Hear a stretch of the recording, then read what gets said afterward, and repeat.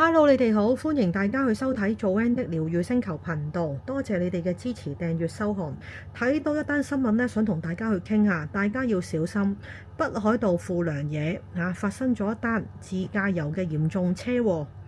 導致到一死五傷死者呢係一名53歲嘅香港人初步呢係調查啦，係懷疑咧租車咧係因唔小心咧係駛去對面嗰條行車線咁咧呢一次嘅事件自駕遊咧一個嚴重嘅遵守一個嘅交通嘅規則咁想同大家咧去傾傾究竟係乜嘢呢？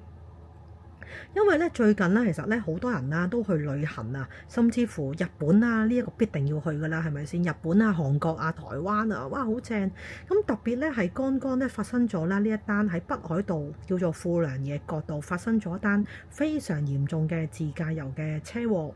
喺7月20號。一個咧來自香港一家4口嘅家庭，由52歲嘅爸爸咧開車喺呢個富良野嗰個位置嗰陣嗰架車咧嗰架私家車咧就懷疑係唔小心越過咗中央線直接咧係逆線係駛咗去對面嗰條行車線，咁結果咧同線嘅對面咧就迎住咧有一架咧兩位日本後生仔女揸一架私家車啦，就迎頭相撞，咁兩架車咧個車頭咧係直情咧係變晒形嘅，最後啦私家車個車頭隔離嗰位啦咁就係媽咪嚟嘅，即係佢太太啦，53歲太太啦，就送院咧就傷重不治。咁成單新聞呢，就係導致到咧一死五傷，咁好多人都問啦，香港同日本呢都係咧左上右落嘅，靠左駛，點解香港人呢去到日本仲會咧揸咗去逆線嘅呢？今日呢條片咧就想同大家去傾下啦。嗱，首先呢，香港呢，即係大家咧都好關心啦，租車個問題啦。遠少少嘅地方例如係北海道啦、九州啦、沖繩啦、自駕遊啦，其實係確實咧係好方便嘅。因為咧日本租車啦，一定咧係咪要去租24小時呢？其實日本咧都會有租一個叫做時間制啦，可能係按照6個鐘啦、12個鐘啦、24個鐘啦。咁如果你亦都可以咧按日制嘅，咁可能係無論你朝九啦，或者下晝3點鐘攞車啦，總之你過咗午夜咧就當第二日㗎啦咁自駕遊嘅建議啦因為去北海道啦呢一啲嘅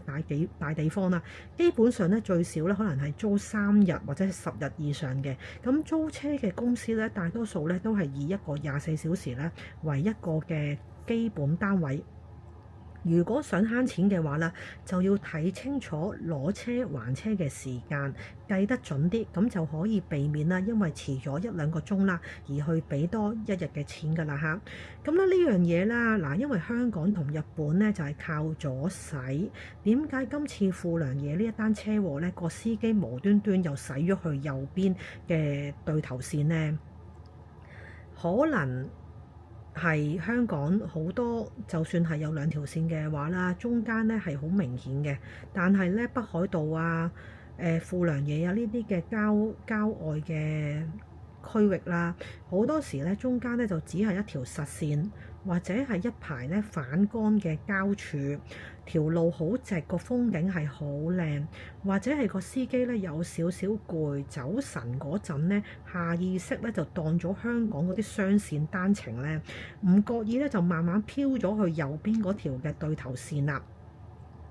喺香港咧行慣行熟冇問題但係日本呢啲路咧轉彎，特別係右轉嗰陣，好容易咧路面咧係冇其他車咧跟你嘅，咁你大佬咧你突然間可能咧就好容易咧轉咗去右邊嗰條逆線去行車啦即係開車啦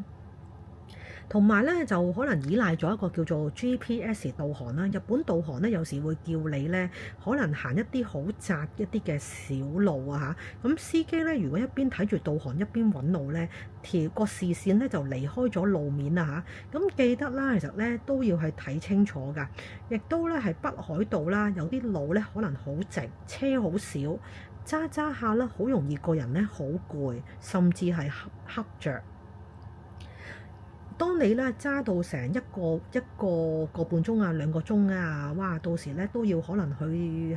停下休息下嚇。咁同埋咧隔離嗰位啦，可能係太太啊、仔女啊或者係伴侶啊，絕對咧唔可以咧話用嚟瞓覺嘅，係啦，亦都要幫手咧睇住一啲路牌，提醒嘅司機靠左開，靠左開嚇。咁睇翻咧租車嗰陣咧嚇，除咗可能係啲基本嘅保險啦，一定咧要去額外咧買一啲叫營業損失補償喎。萬一撞車架車要整嘅話咧，你都唔需要去賠錢俾租車司機嘅。係啦，因為我都係睇上網睇到一啲嘅資料，就話咧要買足全保啊，叫做 NOC 啊嚇，大家可能都好熟。如果自駕遊嘅話，如果真係不幸嘅話咧，喺外地咧撞咗車咧，一定要保持冷靜啦。第一咧就係要救人，第二就報警啊，第三咧就聯絡翻一個嘅租車嘅公司啊，同埋一個叫香港入境處。咁其實咧今集啦都係想傾翻，即係提醒大家一定要係好小心。其實咧去旅行咧係一件好開心嘅事，自駕遊咧嘅安全咧永遠一定係放喺第一位嘅，因為有時自駕遊咧去啲好遠嘅地方咧，嗰個車程咧其實係好耐。希望大家今次呢個嘅不幸嘅真係一個真實嘅個案啦。大家如果真係準備要去自駕遊咧，真係要小心，提高警覺。咁希望咧呢條片咧都係純粹係想分享嘅，係啦，亦都真係要提高警覺。多謝你哋啊，唔好話我沉啊。咁可能我條片有啲係講錯咗，或者可能係甩咳，唔好介意，純粹係分享。你哋如果有啲咩專業意見，不妨留言，或者係可能我講錯咗，不妨留言。多謝你哋每一位用幾分鐘嘅時間去收聽我幾分鐘嘅影片，多謝你哋，拜拜。